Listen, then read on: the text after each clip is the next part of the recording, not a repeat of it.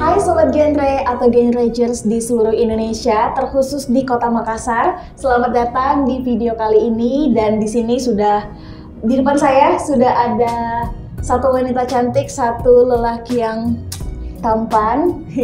Mereka mengenakan baju berwarna merah dan juga ada selempangnya. Jadi kalau misalnya kita lihat ya, remaja yang sudah pakai selempang itu pasti itu adalah tanda bahwa anak ini berprestasi nih. Ini mereka berdua adalah Duta Genre Provinsi Sulawesi Selatan tahun 2022. Selamat datang. Boleh perkenalkan diri dulu? Mulai dari ceweknya dulu kali. Oke. Perkenalkan Kak, nama saya Putri Kumalasari Sultan, biasa disapa Pukal sama teman-teman akrab di forum genre dan Genragers. Oke, sudah sejak tahun berapa bergabung di genre? Sudah sejak tahun 2015 Kak, dimulai di PIK dulu Kak. Terus gabung di forum genrenya di 2017. Oke, asal dari mana? Asal dari Kota Sengkang, Kabupaten Wajo. Oke, kalau dari si cowok ini? Perkenalkan Kak, nama saya Andi Ahsan Asuri, biasa dipanggil Andi Ahsan. Ahsan juga boleh kok. Oke. Saya dari SMA Negeri 11 Wajo. Dan sudah bergabung berapa tahun di genre? Untuk di genre sendiri saya baru bergabung pada tahun 2021 setelah mengikuti ajang pemilihan Duta Genre tingkat Kabupaten Wajo tahun 2021. Namun sebelumnya tentunya saya sudah bergabung dengan PIK Remaja, yakni PIK Remaja Sipakainge yang ada di SMA Negeri 11 Wajo, kurang lebih selama 1 tahun Kak. Oke, berarti kalian nih bergabung di PIK-nya dulu, baru akhirnya jadi gabung juga di forum genre gitu. Tapi ngomong-ngomong soal PIK sama genre ini, itu ada dua organisasi yang berbeda apa gimana? Mungkin boleh dijelaskan siapa yang mau? Saya dulu. Oke, boleh. Jadi untuk PIK sendiri ini PIK ini merupakan singkatan dari Pusat Informasi dan Konseling Remaja. Jadi organisasinya ini bertempat di sekolah Kak. Perbedaannya dengan forum genre, kalau forum genre ini biasanya bertempat di kabupaten. Sedangkan untuk PIK ini tujuannya hampir sama dengan forum genre, namun tempatnya yang berbeda, yakni ada di sekolah. Kemudian PIK Remaja ini merupakan pusat dari konseling maupun informasi serta kegiatan-kegiatan yang inovatif Kak, seperti itu. Oke, berarti untuk nggak ada istilahnya kayak duta PIK begitu ya, tapi semuanya duta genre. Iya Kak. Oke, good job. Dan ini kalian sudah terpilih menjadi Duta Genre Putra dan Putri Sulawesi Selatan tahun 2022. Itu pemilihannya waktu hari apa tuh? Pemilihannya mulai dari hari Jumat ya? Tanggal 13 Mei 2022. Dan itu bagaimana pengalaman kalian selama mengikuti pemilihan ini?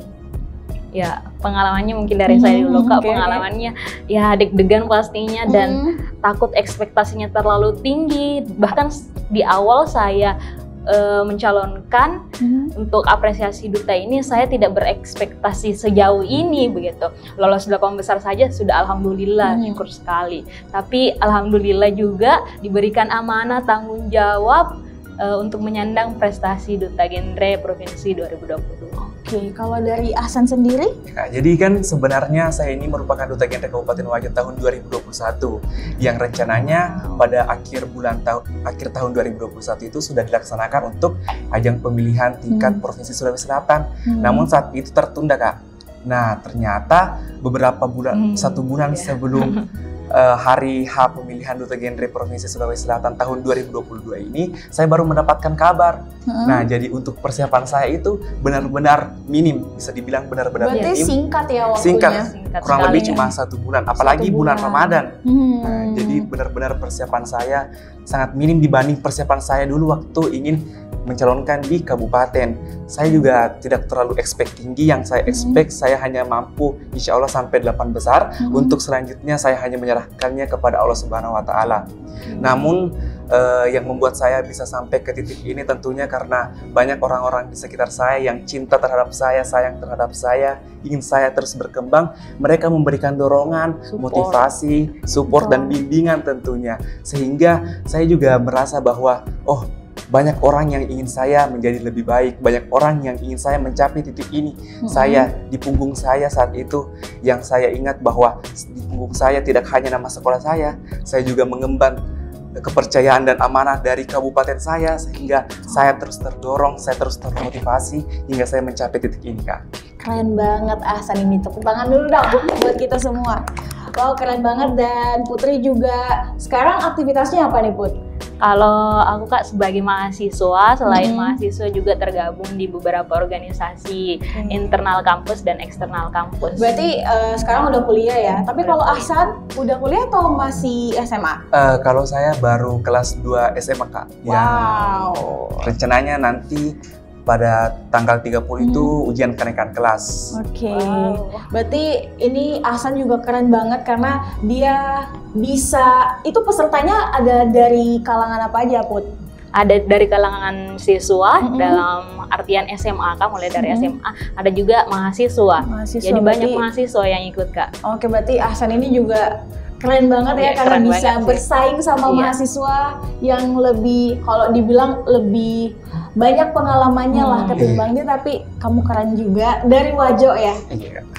By the way, ini kalian sejauh ini perjalanannya ada nggak sih kira-kira kayak cerita lucu gitu dari perjuangannya? Pasti kalau misalnya kita mau ikut lomba, entah itu lomba apapun lah, bahkan lomba kelas pun di sekolah itu biasanya kita kayak ada pengalaman atau momen-momen yang lucu, yang seru gitu yang mungkin kalian dapatkan selama pemilihan ini. Boleh diceritain dulu?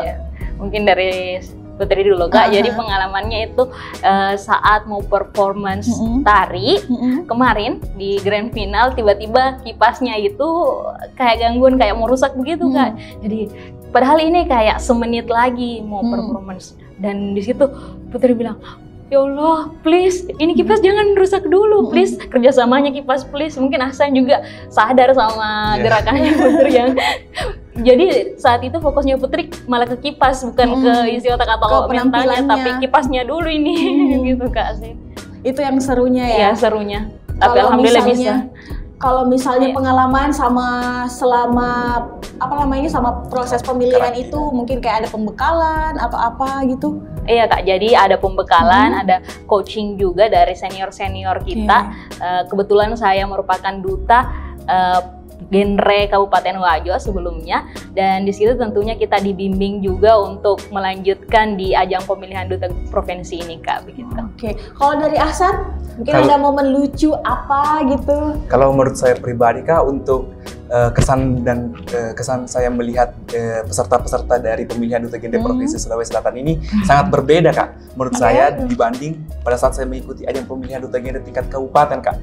Karena pada ajang pemilihan duta genre tingkat kabupaten yang saya lihat finalisnya ini sangat-sangat benar-benar ketat, sangat ambis, bisa dibilang begitu, sangat-sangat ambis, sehingga saya dengan finalis yang lainnya ini seperti jarang berkomunikasi, semuanya pada sibuk terhadap kemampuan sendiri, semuanya hanya sibuk terhadap penilaian terhadap dirinya sendiri, tidak seperti yang terjadi di pemilihan duta genre provinsi Sulawesi Selatan kemarin. Benar-benar teman-temannya itu benar-benar kami akrab, kami tidak seperti kami tidak seperti berada di sebuah kompetisi, tapi kami hanya seperti berada di sebuah forum yang dimana di sana kami berproses dan kami saling mengenal satu sama lain, Kak. Keren banget ya duta genre ini. Boleh tepuk tangan sekali lagi dong buat Duta. By the way, mungkin kalau misalnya kalian ini kan sudah menjadi duta genre nih. Kalau misalnya nanti kalian sudah diminta untuk mempertanggungjawabkan jabatannya kalian mungkin pastinya punya program ya masing-masing. Kalau dari Putri dulu nih, programnya apa saja selama menjabat sebagai duta genre Sulsel? Ya, program yang Putri angkat, Kak, kebetulan kan sebelumnya Putri menjadi duta kabupaten dulu, jadi ada beberapa program juga yang Putri jalankan saat mengemban tugas sebagai duta genre kabupaten sampai sekarang. Nah, duta pada saat program-program itu terlaksana dan Putri merasa bahwa bisa dilaksanakan di provinsi, maka ada beberapa program yang Putri canangkan di provinsi ini, Kak. Yang pertama, Menutrition. Nah, Menutrition ini sebuah website yang di dalamnya itu terdapat beberapa fitur, diantaranya tentang gizi seimbang, resep-resepnya, takarannya, dan sebagainya. Terus ada juga deteksi dini stunting. Jadi kita dapat mendeteksi apakah anak ini terindikasi stunting atau tidak melalui website itu, Kak. Jadi kita nggak perlu minta bantuan mungkin dari di posyandu atau pihak-pihak kesehatan. Jadi masing-masing ibu atau orang-orang di rumah itu bisa mencek sendiri ya gitu? Iya, bisa mencek sendiri, Kak. Tapi untuk memastikan tentunya ada pakar-pakar yang lebih ahli dalam bidang itu. Terus apa lagi tuh programnya? Selain itu, Putri juga ada program namanya Cermat, cerita bermanfaat. Nah, modelnya itu ada 2, Kak, talk radio dan talk show. Jadi kita mengkampanyekan tentang materi-materi genre triad KRR, 4 substansi genre dan lain sebagainya melalui talk radio dan talk show. Nah, selain itu ada lagi, Kak, namanya genre peduli. Genpi, genre peduli ini kita bekerja sama. Kebetulan kemarin Putri juga sudah melaksanakan di kabupaten bekerja sama dengan Bapak Bupati Wajo dan Ibu Bunda Bupati Wajo, Ibu Bupati Wajo. Kami bekerja sama dalam menyalurkan minyak goreng. Kebetulan sulit-sulitnya minyak goreng, Kak, pada waktu itu di bulan Ramadan. Ya. Jadi kita juga berbagi takjil. Selain minyak goreng, kita berbagi takjil bersama masyarakat yang diadakan oleh Forum Genre Kabupaten Wajo. Selain itu, selain Genpi, genre peduli, kami juga punya program yaitu Gamer. Gamer itu apa kira-kira, Kak? Bukan yang main games ya? Bukan. Jadi Gamer itu, Kak, singkatan dari genre merdeka. Wow. Nah, genre merdeka. Jadi Gamer ini diadakan kegiatan yang merupakan peringatan. Substansinya sebagai peringatan Hari Kemerdekaan Indonesia supaya rasa cinta tanah air itu terus terbangun dan diisi dengan permainan yang kreatif, inovatif, dan tentunya kita perlu kerjasama tim untuk menang gitu. Oke, berarti isi Gamer ini memang games juga ya, tapi lebih ke bagaimana mempererat gitu untuk mencintai negara Indonesia. Wow, keren banget. Putri, udah? Udah, Kak. Oke, lanjut lagi ke Ahsan. Ahsan, kamu punya program apa aja nih selama menjabat sebagai Duta Genre Sulsel? Ya, kalau untuk program saya, Kak, ada 4. Yang pertama ada yang namanya Menanti. Menanti, guys. Menanti siapa yang ini, menanti, Ahsan? Banyak. Menanti ini merupakan singkatan dari Menu Sehat Anti Stunting. Jadi saya membuat sebuah inovasi puding yang dijadikan sebagai makanan pendamping anti stunting. Nah, puding ini terbuat dari daun kelor. Wow. Menurut salah satu penelitian bahwa daun kelor segar itu memiliki kandungan vitamin A, vitamin C, kalium, kalsium, fosfor, protein, zinc, dan zat besi, Kak. Nah, namun saat ini masyarakat pada umumnya hanya memanfaatkannya sebagai sayur, Kak. Sehingga saya terdorong untuk membuat inovasi ini sehingga selain dari sayur, masyarakat juga bisa mendapatkan manfaat dari daun kelor ini, Kak. Oke, tapi tunggu dulu. Kalau Kila tebak nih ya, kamu pasti anak IPA kan? Iya, Kak. Antara ya dari pengetahuannya gitu luas banget tentang kandungan-kandungan apa segala macam. Oke, lanjut lagi, Ahsan. Iya. Dan bentuk kegiatan dari Menanti ini saya melakukan pameran di SMA Negeri 11 Wajo, yakni pameran Menu Sehat. Nah, pameran ini akan dihadiri oleh ibu-ibu PKK, remaja-remaja di area SMA Negeri 11 Wajo, dan tentunya siswa SMA Negeri 11 Wajo, Kak. Kemudian untuk nantinya tindak lanjut dari kegiatan ini, saya akan turun ke posyandu-posyandu yang ada di Provinsi Sulawesi Selatan untuk mensosialisasikan cara pembuatan dari puding ini, Kak. Oke, jadi mereka diajar gitu resepnya, cara membuatnya. Keren banget. Terus apa lagi? Ya, sehingga nantinya anaknya kan ketika dia sudah memiliki anak, dia bisa membuatkan sendiri puding yang terbuat dari daun kelor. Apalagi kan sekarang anak-anak ini susah untuk makan sayur mayoritas, Kak. Keren banget inovasinya. Terus apa lagi masih ada? Masih ada. Kemudian program kerja saya yang kedua yakni Gen Hijau atau Genre Hijau. Nah, program kerja saya ini bertujuan untuk mengajak remaja-remaja agar ikut andil dalam pelestarian lingkungan.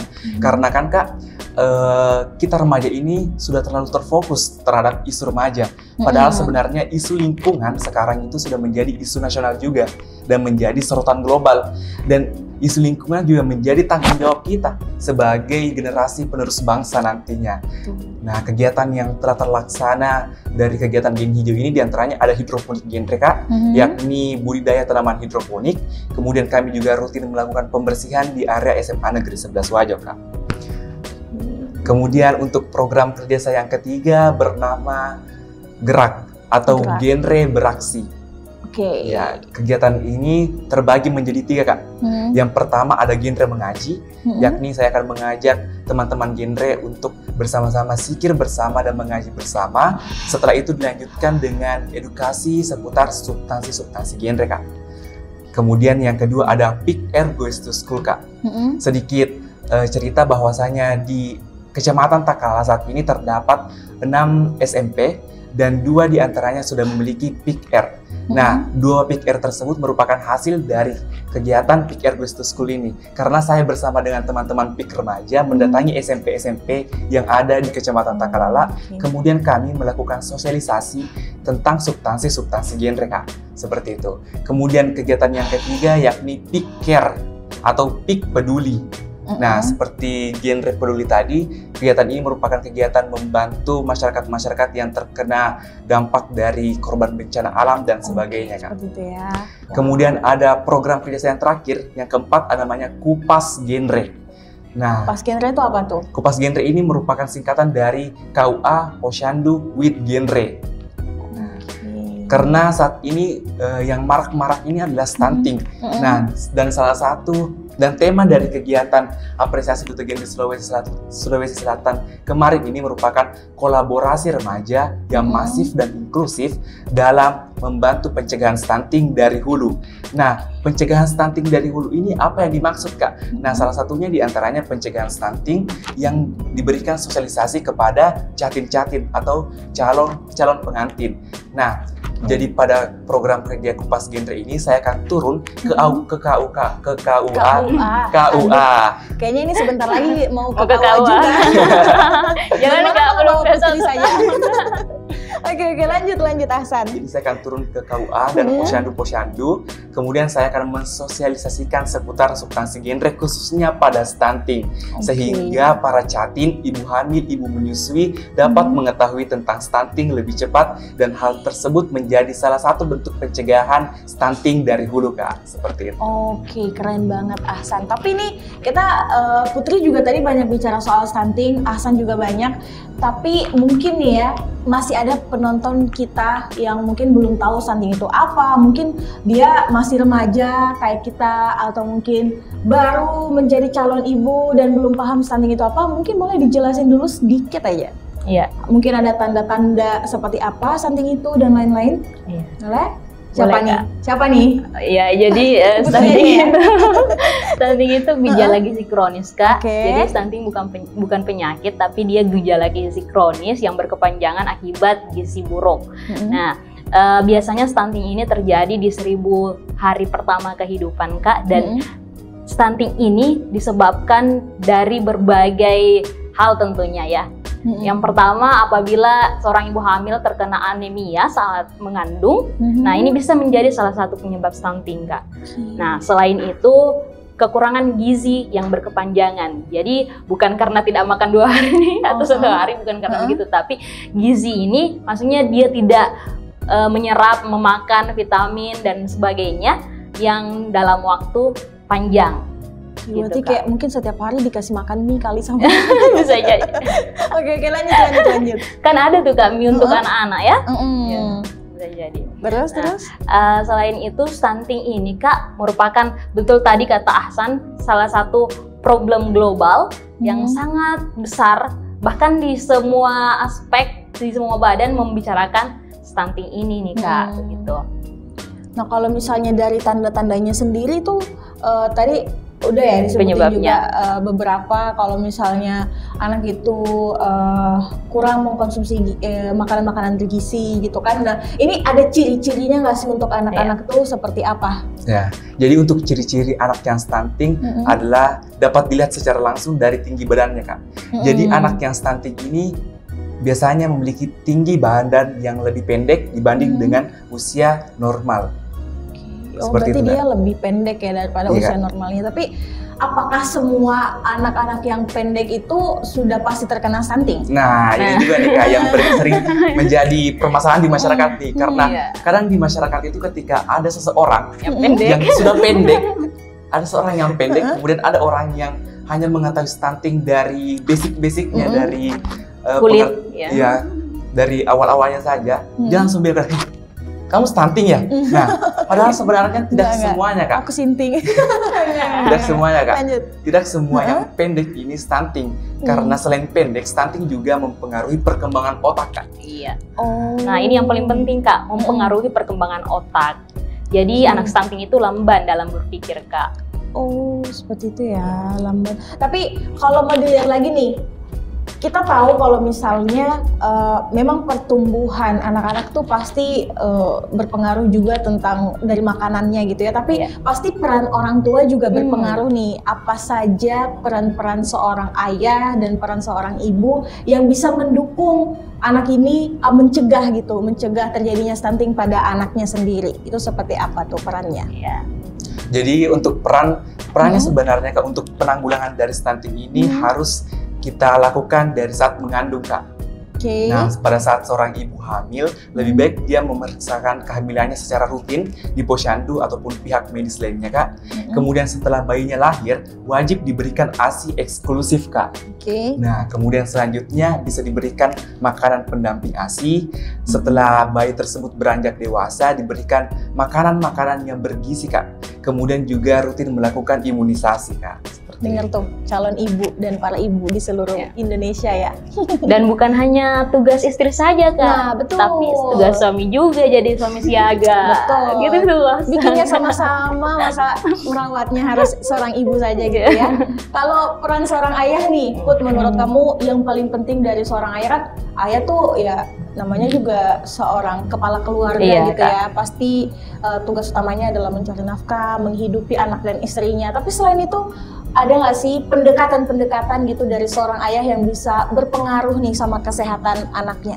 Iya, tentunya ada, Kak. Jadi di genre itu ada namanya 8 fungsi keluarga.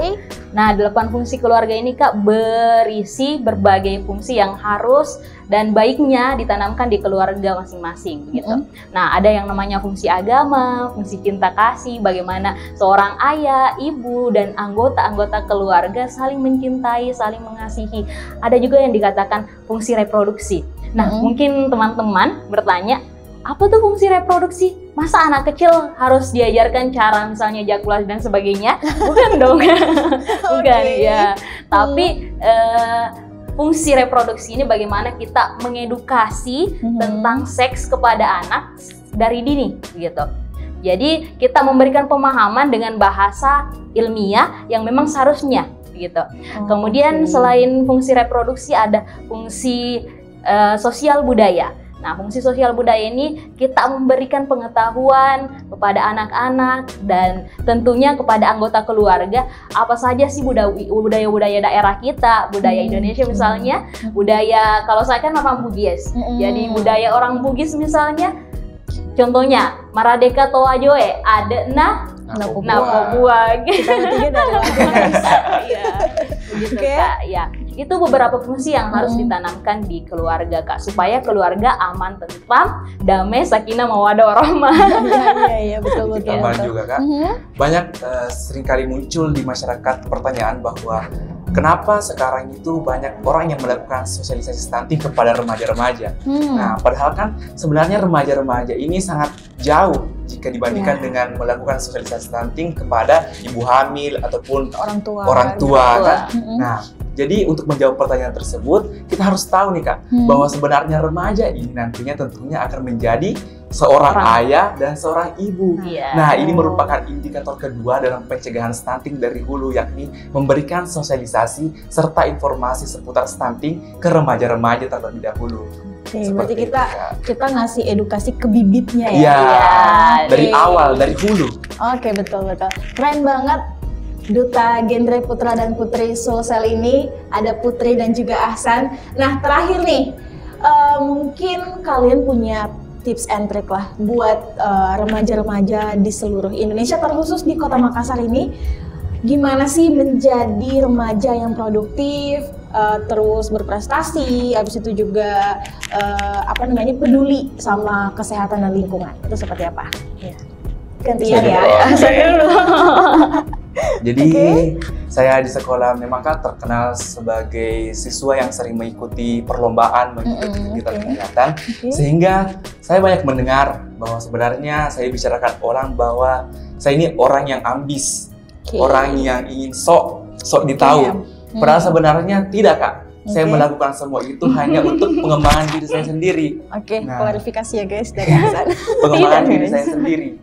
Nah, ini juga sedikit saran kepada remaja-remaja saat ini. Pandangan remaja-remaja saat ini terhadap fase kehidupannya, bahwasanya di saat kita masih remaja, mari kita berfoya-foya, mari kita berhappy-happy. Padahal sebenarnya inilah fase-fase di mana kita harus berkembang.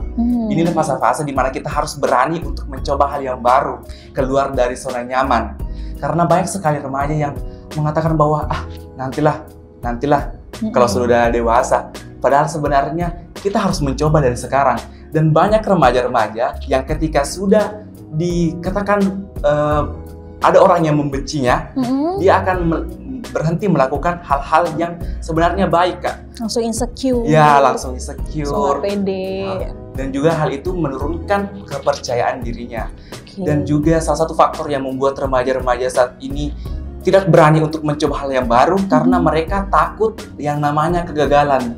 Nah, padahal saya pernah mendengar sebuah quotes nih dari seorang yang bijak mengatakan bahwa setiap orang memiliki jumlah kegagalan masing-masing. Maka dari itu, selama kita masih remaja, selama kita masih muda, habiskan jatah kegagalan kita. Keren banget Ahsan. Itu tadi pesan dari Ahsan ya pemirsa ya. Nah, habis ini kita bakal dengarkan juga nih dari Putri. Kalau Putri sendiri gimana tuh pesan-pesannya untuk anak-anak muda di Sulawesi Selatan? Iya, jadi saya sebagai remaja tentunya saya juga merasakan apa yang dirasakan remaja lainnya. Contohnya nih Kak, sifat coba-coba. Nah, sifat coba-coba ini nih pasti dimiliki semua remaja. Tapi itu fungsinya, kenapa ada forum genre, kenapa ada PIK remaja, supaya kita bisa mewadahi forum genre dan PIK remaja ini bisa mewadahi, bisa menangkal istilahnya dari coba-coba yang buruk. Jadi kita boleh coba-coba, tapi coba-cobanya yang hal-hal positif, gitu.